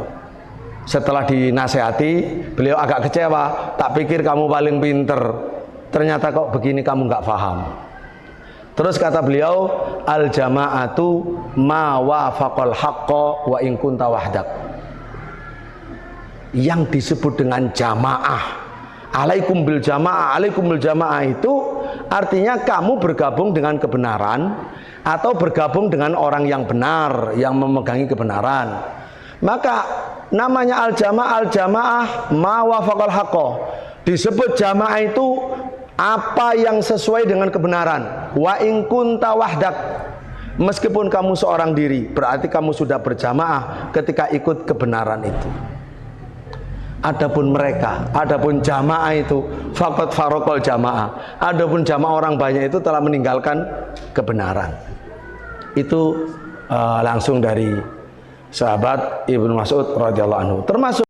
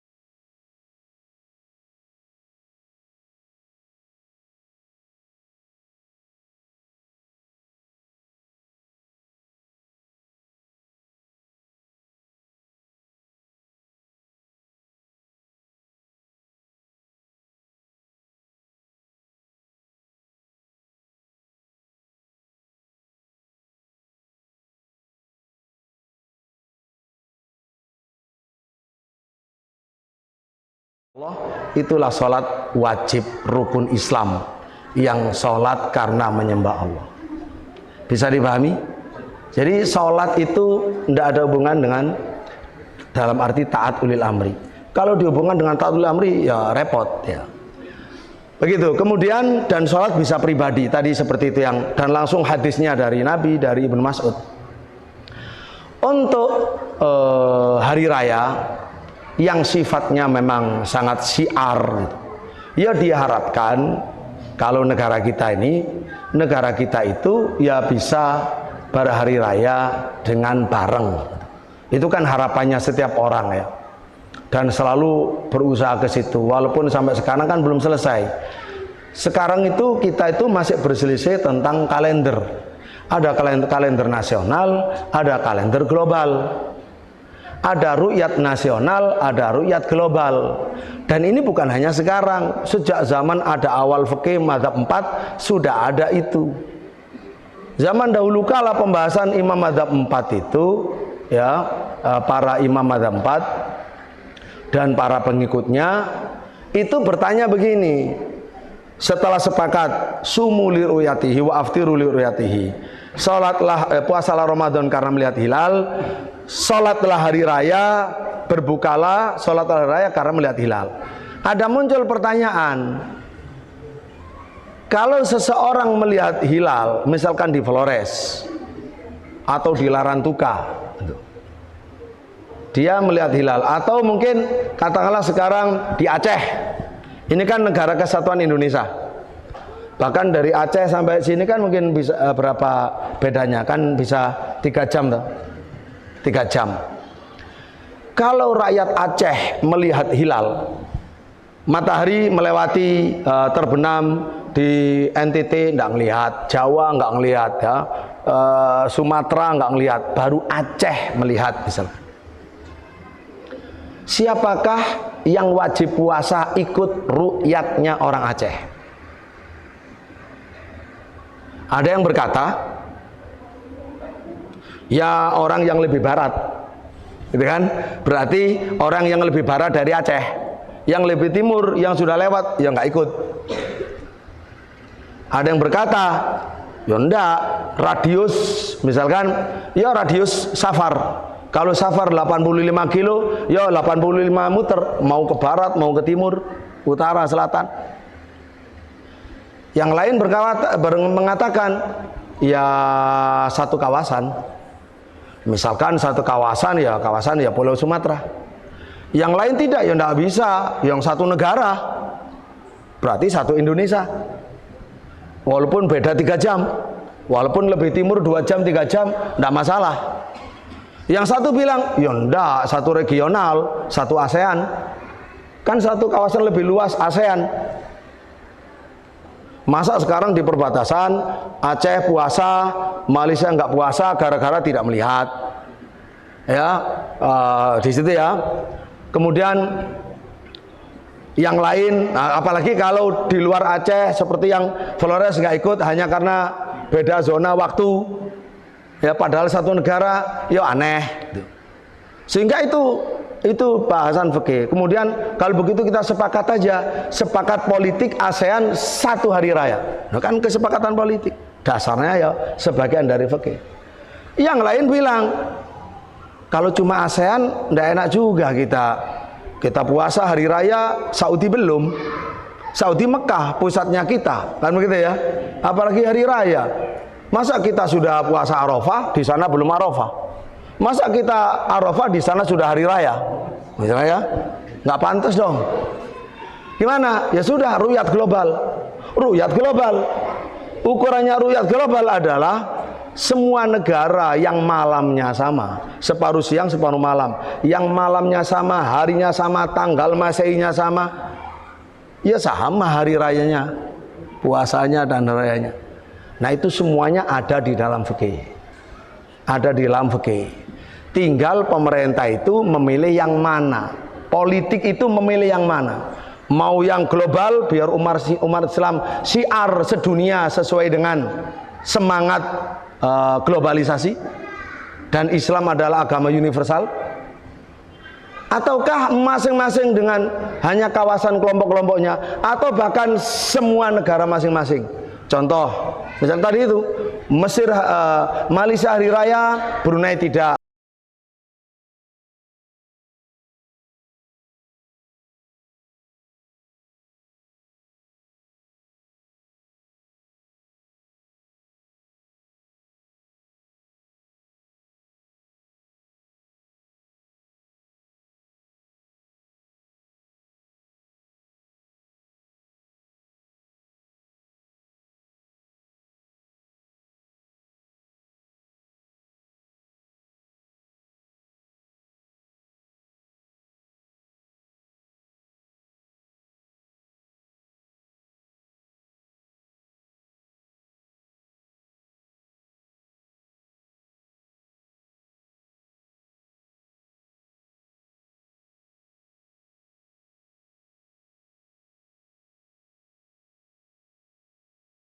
Antar pulau misalkan.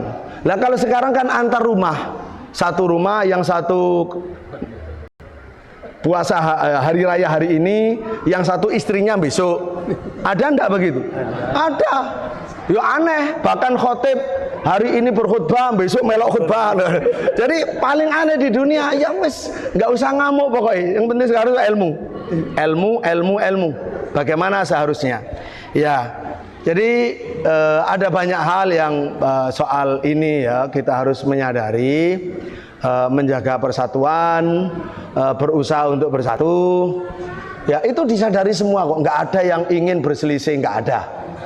Nah kalau yang dilakukan oleh Muhammadiyah dengan ru'yat global, apa namanya kalender global.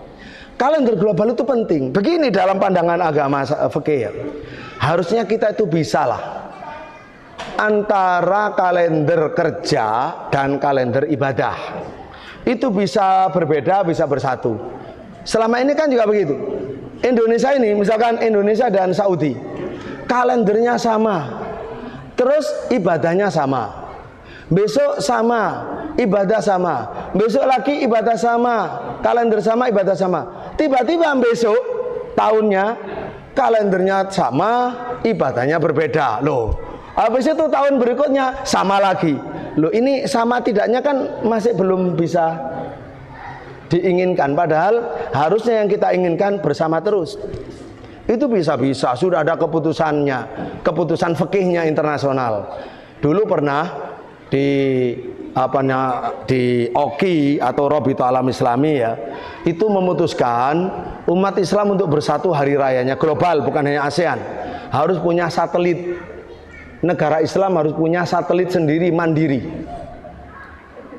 supaya dimanapun negara itu melihat bisa disiarkan dan bisa diakses siapapun, yang malamnya sama, yang harinya sama, bukan yang beda ya. Kan sebelah dua paruh itu. Misalkan Amerika dan kita kan beda ya. Saya itu ngikut kajian hadis. Ulama ahli hadis Profesor Walid Al-Minisi, guru saya dari Universitas Minnesota, Kanada. Di sana diumumkan pengajian jam 6 maghrib waktu Amerika, Kanada. Loh saya ikut di sini ya waktu jam 6 subuh. Jadi sana maghrib di sini subuh gitu loh. Jadi memang separuh, satu malam satu siang, nggak bisa. Jadi kalau begitu kan mesti dunianya berbeda. Tapi kalau seperti dulu terjadi antara Mesir dan Saudi kan ada perbatasan. Saudi sudah melihat, Mesir tidak melihat. Saudi mengumumkan besok puasa. Mesir didesak oleh yang lain kepada presiden. Pak Presiden, kalau nggak salah waktu itu mungkin Husni Mubarak kalau Saudi sudah melihat ru'yah ru'yah hilal. Perhatikan ya, tidak selamanya ru'yah itu kemudian selesai beres. Ada faktor lain di luar ru'yah. Ada nafsu pemimpin ya, ada nasionalisme yang berlebihan. Jadi kira-kira begini bahasanya. Sejak kapan Mesir menjadi ekornya Saudi? Akhirnya nggak mau, karena tidak melihat hilal, dia ikmal. Dia lebih timur, ya, dia ikmal. Saudi puasa, dia nggak puasa. Saudi hari raya mereka masih puasa, padahal bertetangga. Hanya karena alasannya sejak kapan Mesir jadi ekornya Saudi. begitu ya. Jadi ada hal-hal yang besar memang ya bukan di kekuasaan kita. Kita itu hanya mencari ilmu, cari yang terbaik. Walaupun demikian perlu diketahui, di dalam fikih Syafi'i itu ada orang yang melihat hilal sendiri. Saya melihat hilal sendiri, dibawa ke mahkamah ditolak. Enggak, kesaksianmu ditolak. Ya, itu termasuk boleh puasa sendiri. Kalau melihat hari raya, boleh hari raya sendiri. Besok keluar lagi ikut berjamaah untuk syiarnya. Loh, itu ada di dalam fikih itu. Walaupun hari raya bersama, amin.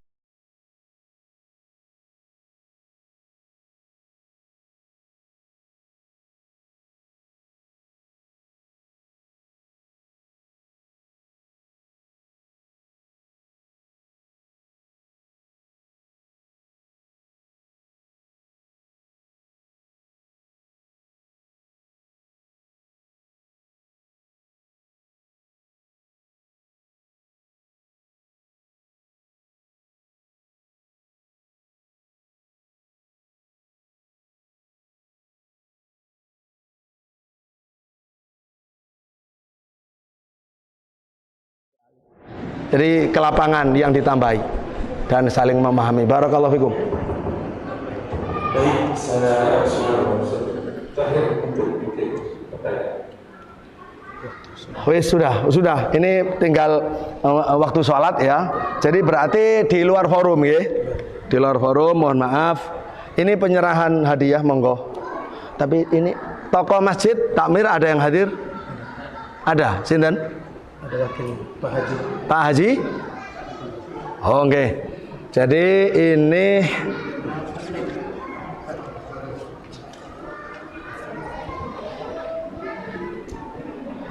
baik. Pertama ini kitab tadi, ini berbahasa Arab. Oh, bagus untuk kajian rutin oleh ustadz yang paham bahasa Arab. Terjemahannya? Belum keluar terjemahannya. Oke. Monggo, barakallahu fikum untuk Masjid Diyar tahu itu yang kita baca tadi. Nih. Terus Amit, ini taruh sini dulu. Nanti saya terangkan. Nah, ini waktu subuh.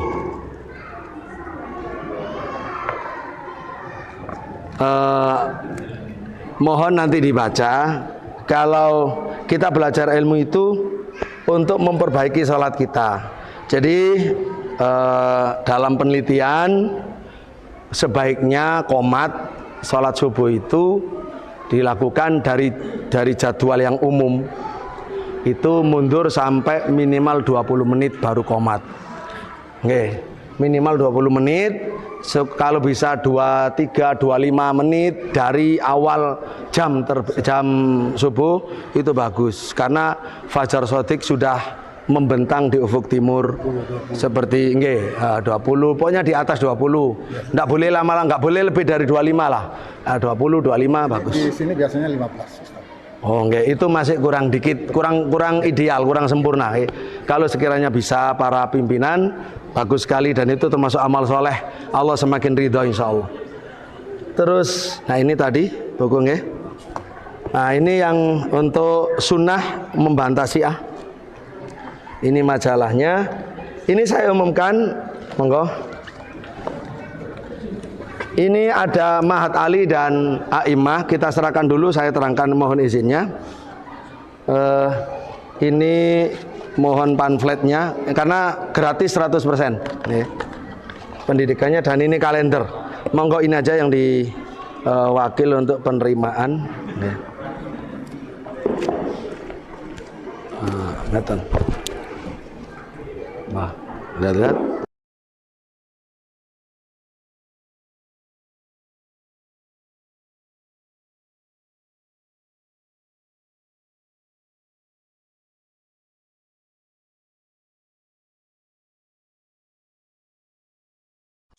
Al-Um TV, Samudra Ilmu, Selaksa Hikmah.